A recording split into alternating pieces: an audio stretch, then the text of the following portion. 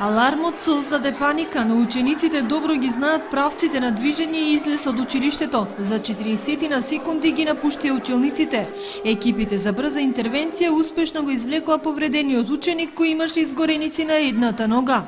Симулација на евакуација во случај на елементарна непогода е законска обврска на секое училиште.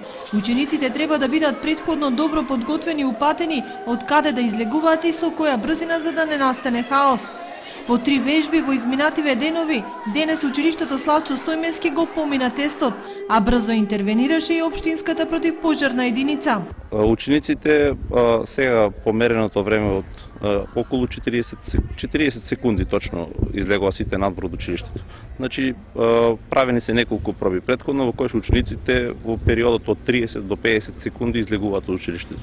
Училиштето е комплетно обезбедено, значи има противпожарни апарати согласно прописите што ги пропишуваат за заштита од пожари, имат хидрантска мрежа поставена во училиштето, значи комплетно опремено за при било какви елементарни непогоди.